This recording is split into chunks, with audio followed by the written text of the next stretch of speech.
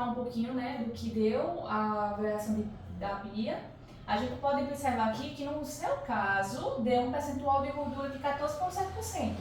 Então a gente observa que assim, dentro dos seus parâmetros, claro que você é uma pessoa super treinada, tem um treinamento bem restritozinho, tudo feitinho, então a gente observa que é um percentual de gordura que ele é abaixo, tá? Então assim, claro que índice abaixo do que é padrão para você, de acordo com sua idade, tudo mais, você observa que aqui precisa ter um cuidado.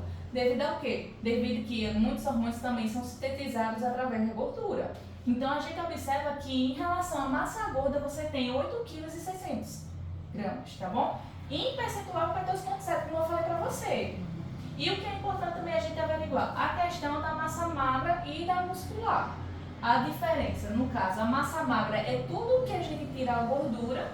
A gente tirando a gordura, a gente tem massa magra. Então é diferente da massa muscular. A massa magra é músculo, é osso, é tendões, é a parte de ligamentos, cartilagem. Então isso é a massa magra. Isso em quilos para você, vou ver aqui que não dá para ver ali, é 50,1 kg.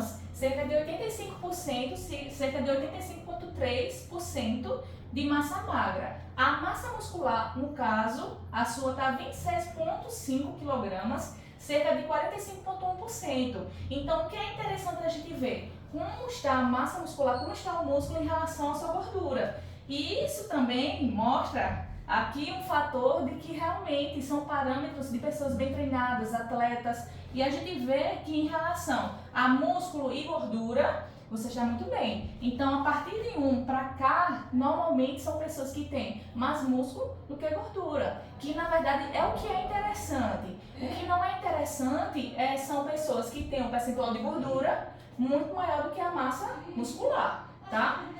Em relação à hidratação, a gente pode observar sim uma tendência de uma retenção de líquido, tá? Então a gente observa que a sua água corporal total é de 36,7 litros e a água na massa magra, dentro da massa magra, é de 73,2%.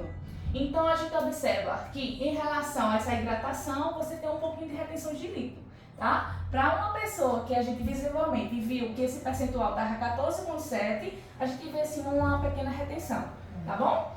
O que é interessante também a gente observar essa hidratação dentro e fora da célula. Porque o que vai dizer?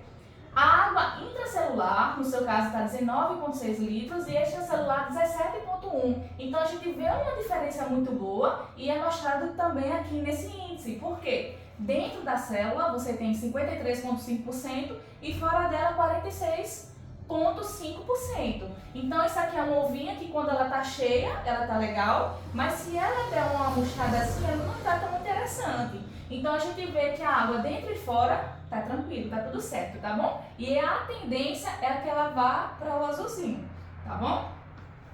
A gente vê outros parâmetros também, que aqui demonstra são parâmetros um pouquinho mais simples, né? Que no caso é a sua estatura de 1,65 m, que tem um peso de 58,7 kg e com a circunferência de cintura de 71 centímetros.